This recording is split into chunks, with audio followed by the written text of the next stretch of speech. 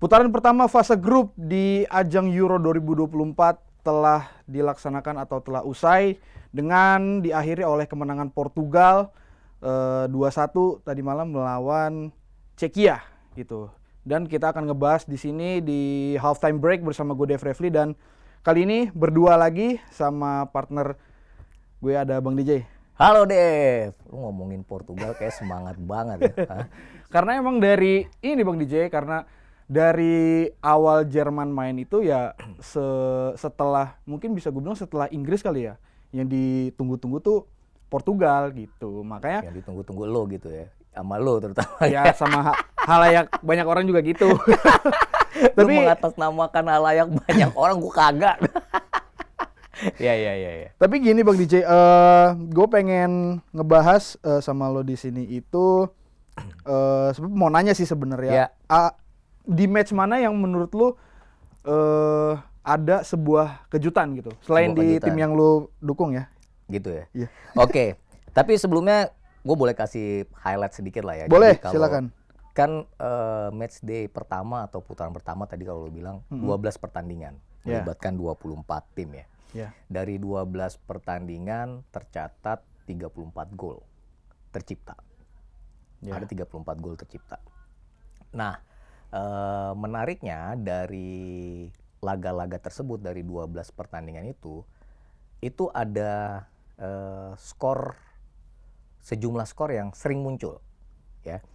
Misalnya skor 2-1. 2-1, iya. Beberapa match 2-1. 3 pertandingan.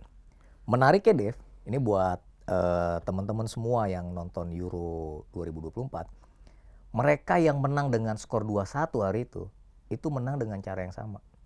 Comeback. Betul. Ya kan? Mulai dari Italia ngalahin Albania, Belanda mengalahkan Polandia. Nah, terakhir tadi malam Portugal. Ya. Ngalahin Ceko ya. Ceko. Nah, setelah 2-1, skor berikutnya adalah 1-0. 1-0. Itu juga 3 pertandingan. Dimulai dari Inggris ya. Iya. Mengalahkan Serbia 1-0. Kemudian Prancis ya kan, mengalahkan Austria. Atau beberapa jam sebelumnya Slovakia mengalahkan tim yang diunggulkan oleh Bang DJ. Belgia. 1-0. Nah, tapi tar lu, menariknya nih ya. Iya. Baik Inggris, Prancis maupun Slovakia menang 1-0, dan mereka bertiga merupakan tim yang sama-sama aparelnya, jersinya itu disponsori oleh Nike.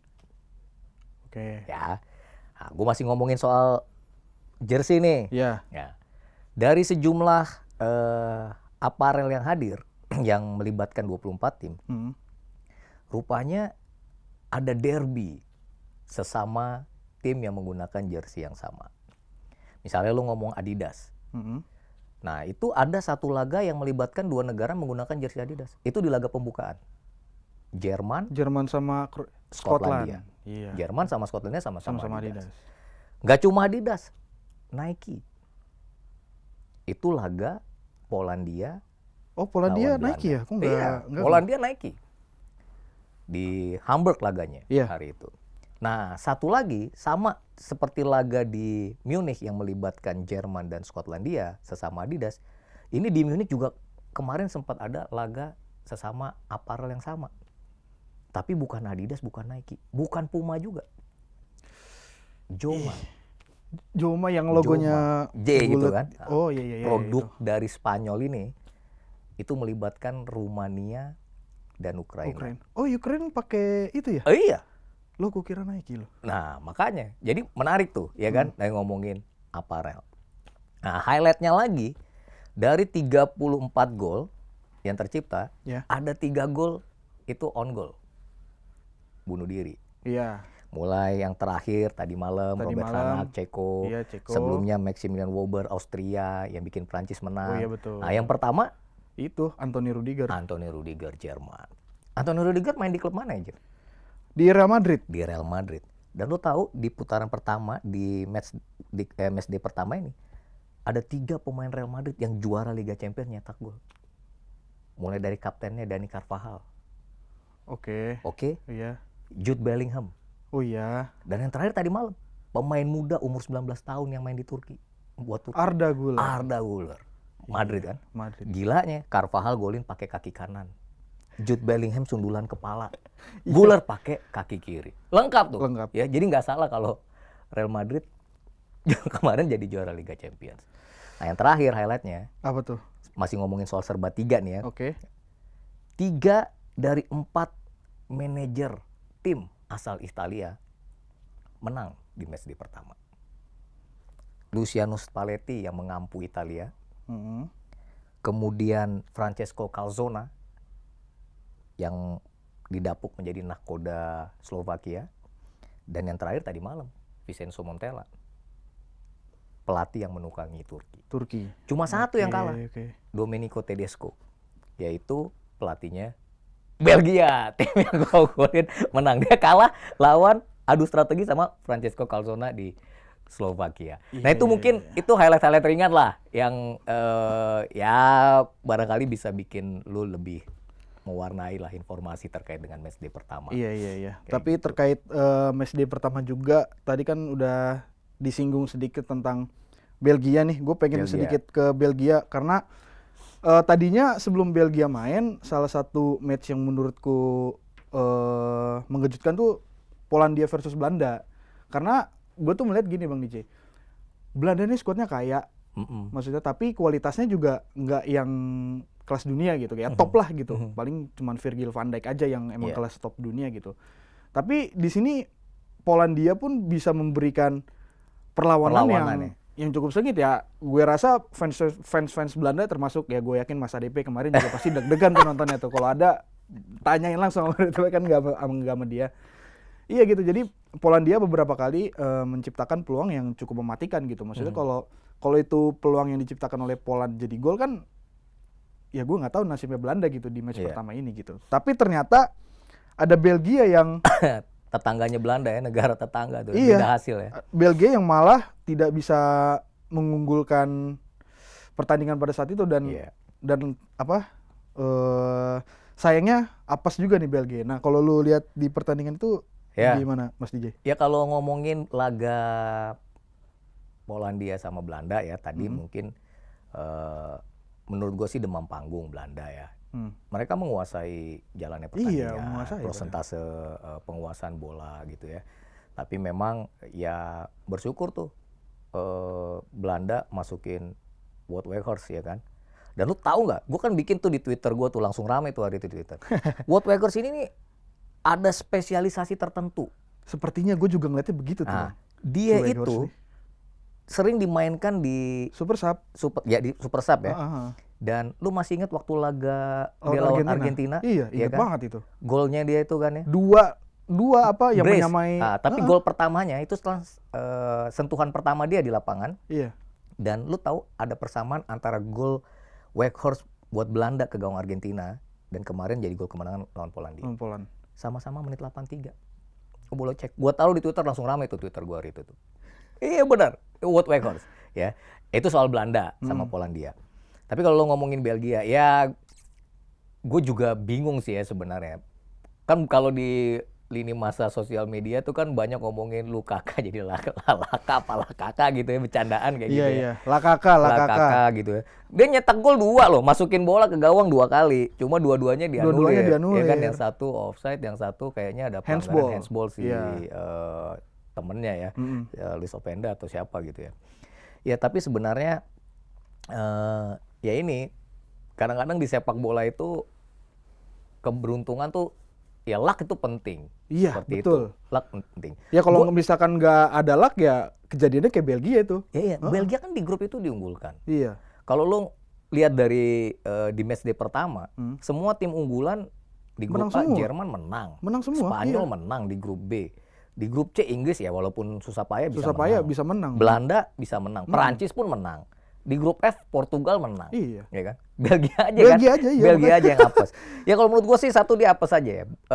Kevin De Bruyne dan kawan-kawan yang sebenarnya bermain cukup rapi ya, cukup bagus. Tapi memaksimalkan peluang dan kebobolannya juga caranya menyakitkan banget. Itu kan salah passing itu kan si pemain belakangnya Belgia tiba-tiba menurut gue sih agak aneh ya kalau pemain belakang dia dalam kondisi tertekan ngopernya ke kotak penalti, akhirnya direbut dan akhirnya iya kan jebol. Dan itu sebenarnya kan golnya masih di menit awal, Dev. Menit ke-7 kalau nggak salah. Iya kan? Masih ada 80 menit lebih. Betul. Tapi Nah, mereka itu dia. nggak bisa akhirnya memaksimalkan peluang. Ya create chances banyak, tapi itu tadi lucknya nggak ada. Dan ini bahaya banget sih sebenarnya buat Belgia ya. Ya tadinya kan gue bilang Belgia ini adalah salah satu kuda hitam ya, yang gue berharap mereka bisa paling nggak masuk semifinal ya untuk memberikan warna. Tapi dengan kekalahan ini langkah mereka malah jadi curam ya. Karena mengingat minggu ini mereka akan ketemu Rumania.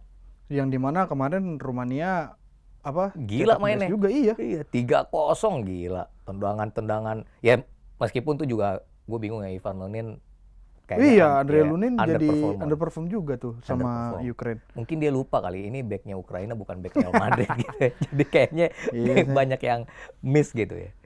Gitu sih Dev kalau laga itu. Nah, selain Belgia, gue pengen pindah ke match Serbia versus Inggris. Ini yang dimana gue salah satunya mengunggulkan Inggris, walaupun ya gue nggak melihat kalau misalkan Inggris masih dipegang sama Southgate ya Inggris nggak susah lah gitu untuk jadi juara gitu. Tapi kalau dilihat dari beberapa turnamen belakangan ya memang Inggris tuh sering ugly win, tapi tahu-tahu semifinal, tahu-tahu di Euro edisi sebelumnya masuk final. Iya. Nah, lo lihatnya gimana nih yang dipenuhi sama pemain-pemain bintang atau pemain-pemain berkualitas dari Inggris, tapi ketika di timnas ya begitu mainnya. Pertama gue nggak bilang pemain Inggris tuh berkualitas semua ya, tapi bagus lah, pemainnya merata dan mereka punya cukup kaya pemain untuk bisa rotasi pemain. Kalau lu ngomongin Inggris ya Dev ya, sebenarnya gue juga bingung sama orang yang mungkin menganggap Inggris akan menang mudah lawan Serbia. Mungkin ya, gue agak bingung. Dan sejarah mencatat, datanya ada sejak Piala Eropa tahun 2004. Kecuali 2008, karena Inggris nggak ikutan 2008. Inggris tuh cuma bisa nyetak 1 gol di laga pertama mereka di Piala Eropa. Lu cek aja 2004, termasuk 3 tahun lalu atau edisi Piala Eropa 2020 saat mereka ngalahin Kroasia itu juga cuma 1-0. Jadi waktu Inggris menang cuma 1-0 sebelum pertandingan, gini, data memang bukan segala-galanya. Iya, betul. Tapi gue selalu menganggap ya data itu kadang-kadang bisa berulang, sahih gitu loh kadang-kadang. Jadi ya waktu Inggris menang 1-0, buat gue yang penting Gareth Southgate udah bisa dapat 3 poin yang penting. Mengingat grup itu juga sebenarnya agak tricky ya. Nggak cuma Serbia tapi masih ada nanti Denmark. ada Denmark. Ya, Denmark dan Slovenia ya kalau nggak salah. Slovenia. Denmark betul. sama Slovenia. Slovenia ya. Nah, yang kemarin seri tuh Denmark Slovenia. Seri 1-1. Dan khusus di grup C ini ya, Inggris grup C ya kalau nggak salah ya. Ini ada yang menarik Dev, selain Jude Bellingham nyetak gol. Lo tau kan Jude Bellingham ini menjadi pencetak gol pertama juga buat Real Madrid di ajang Liga Champions. Musim yang kemarin mereka juara. Itu golnya menit-menit akhir. Ya ini juga dia nyetak gol satu-satunya untuk Inggris. Nah, tapi satu yang menarik lainnya di grup C adalah Christian Eriksen. Yang nyetak gol Denmark. Lo tahu kan ya Piala Eropa yang lalu di laga pertama Denmark lawan Finlandia dia kolaps. Sehingga dia bahkan harus kehilangan klub ya kan, tidak bisa bermain ya. Dan kali ini dia comeback ke Piala Eropa mencetak gol bagi Denmark meskipun akhirnya skornya imbang 1-1. Nah itu kalau tadi kita udah ngomongin grup E sama grup C. Nah kalau lo sendiri deh, kan gue lihat nih ya di IG lo ya, dia lagi hobi nih dia bikin reels apa ini. Tapi menarik. Kita ke grup B dulu deh. Ya, ada Spanyol, Kroasia, Italia, dan Albania. Dev, lu tau nggak sebelum laga Spanyol Kroasia itu kan di Berlin ya. Jadi ada teman gue kirim video dari sana. Gue dapat kiriman beberapa tuh dari Hamburg sama dari Berlin. Pertama. Itu rame banget Kroasia. Tapi lo lihat Kroasia dengan gampang gitu. Babak pertama udah dihabisin 3-0. Menurut lo gimana? Apa yang salah gitu dari Kroasia gitu ya? Ya murni pemain-pemain, terutama pemain tengah ya, Modric, Kovacic dan juga Brozovic itu udah umurnya udah tua gitu. Jadi menghadapi lini tengah Spanyol yang masih kuat, yang ada lawannya Rodri, Fabian Ruiz dan juga Pedri yang masih ya bahasa gue masih belia lah. Tenaganya masih kuat ya. Tenaga, visi, mungkin visi gue masih mengunggulkan Kroasia gitu. Iya. Tapi kalau untuk speed, stamina dan juga fighting spirit ya jelas kalah sih pertarungan di tengah tuh antara Kroasia sama Spanyol kemarin. Terus juga yang gue lihat di pertandingan Spanyol lawan Kroasia kemarin itu Kroasia kelihatan banget transisi menyerangnya itu lambat gitu. Nah makanya kenapa gue bilang di awal ini lini tengahnya itu udah tua. Ya kelihatan dari transisi menyerangnya juga lambat gitu. Kadang kalau udah di passing ke kiri ditunda, lambat gitu kan, nunggu ada yang support dulu nah support ini lama sehingga pemain Spanyol ini bisa transisi untuk bertahan gitu. Nah, lanjut lagi, gue punya catatan untuk Spanyol itu di lini belakang justru. Lini belakangnya Spanyol itu buat gue masih apa ya, gue bilang masih belum belum sesolid itulah gitu. Apalagi Kroasia juga walaupun tadi gue bilang lini tengahnya udah pada tua, terus juga transisi nyerangnya juga lambat, tapi mereka menciptakan beberapa peluang loh.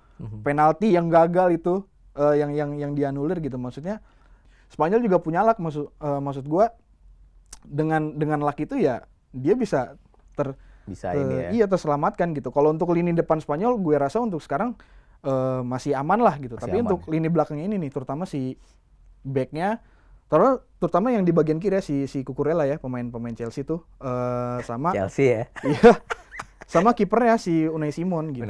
Buat gue Unai Simon, gue ngeliatnya terlalu kaku sih gitu. Jadi dia nggak leluasa aja gitu bermainnya. Nah makanya gue nungguin banget nih nanti ketika lawan Italia. Lawan matchday kedua ya, lawan Italia. Tapi ada satu yang menarik, Dev, dari laga Spanyol dan Kroasia ya.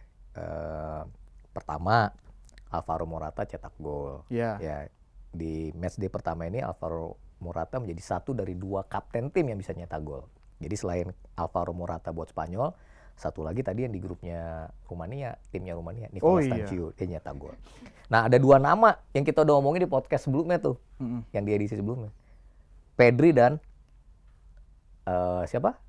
Pemain Barcelona 16 tahun? Lamine Yamal. Nah, dua-duanya cetak assist. Iya. Jadi emang nggak salah kita masukin kemarin 2 nama pemain ini. Iya, benar. Italia, Albania. Gue sebagai fans Inter sih seneng banget ya. 3 gol yang terjadi semua tuh prosesnya gara-gara pemain Inter. Pertama, Di Marco salah umpan, diambil. Detik ke-22, bobol ya. Tapi dibalas 2 gol pemain Inter kan. Bastoni dan Bastoni Barella. Dari set piece corner ya. Terus juga Nicola Barella. Tapi kalau gue ngelihat itu jujur aja gue itu kan main jam 2 ya habis Spanyol Kroasia. Gue nonton cuma satu babak. Tapi setelah skor 1 babak pertama dong. Berarti ya gol 2-1 kan. Tapi setelah 2-1 itu gue nggak ngelihat ada daya gedor dari Italia.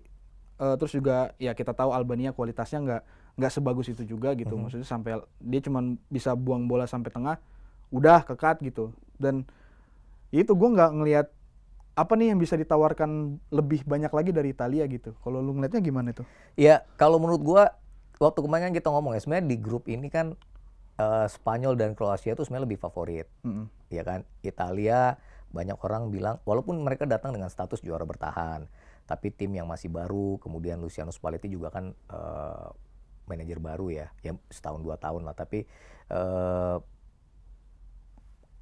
ya mungkin nanti ujiannya ketika menghadapi Spanyol di laga kedua. Di laga kedua. Iya, tapi paling tidak, Dev, dia sudah bisa memenuhi 3 poin yang harus diambil dari Albania. Emang mengintinya yang paling penting di turnamen ini ya 3 poin itu. 3 poin dari Albania. Harapannya dia bisa dapat 1 poin lagi hasil seri gitu kan ya, entah dari Spanyol atau ya syukur-syukur bisa menang dari 2 tim tersebut di 2 laga sisa.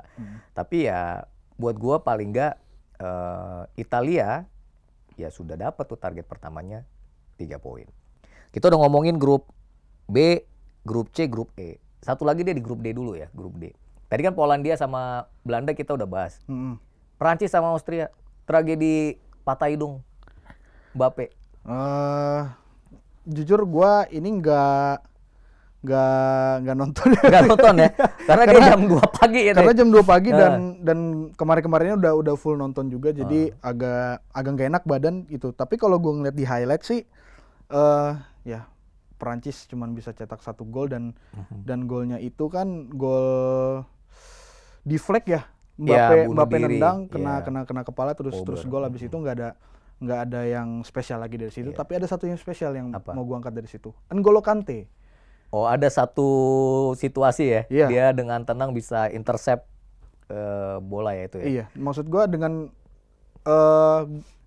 dengan kembalinya Kante ini gue nggak melihat Kante itu sebagai starter, itu yang pertama. Yang kedua, gue kaget kalau misalnya, wah Kante ternyata jadi player of the match nih di laga kali ini. Artinya kan kalau lo jadi player of the match kan lo yang apa ya? Mungkin bisa gue bilang bermain lebih baik di antara teammate lu yang lain gitu loh. Nah, itu yang bikin gua terkejut sih Terkejut di ya. French Jadi di lo laga salut lah, Prancis karena dia kemarin. pernah di Chelsea juga Kan Kante. memang kalau di Chelsea memang lagi peak-peaknya dan lagi bagus-bagusnya Iya. gitu. Dan kalau yang satu menarik dari timnas Prancis, Dave, Mbappe kan banyak peluang di laga itu ya. Gue nonton, jadi banyak peluang hilang. Dan dengan dia mengalami cedera patah hidung, yang katanya gue dengar dia harus beristirahat 10 hari. Itu artinya Mbappe yang pernah jadi juara dunia, top skor Piala Dunia, sampai hari ini, bahkan nanti barangkali di sisa Piala Eropa, dia belum bisa cetak 1 gol pun di putaran final Piala Eropa. Jadi ini akan menjadi tantangan tersendiri buat Mbappe kalau dia bisa kembali bermain. Misalnya Prancis masih terus melangkah ke babak gugur dan jauh melangkah, kalau Mbappe turun dia pasti tertantang untuk bisa mencetak gol pertamanya. Dan memang itu gue juga ngeliat itu serunya sih Bang DJ, apa bisa nggak nih Prancis tanpa Mbappe bisa melaju ke sampai mana nih? Sampai mana ya? Iya. Mereka bisa melaju gitu kan. Kalau gitu sampai jumpa di episode selanjutnya. Bye bye.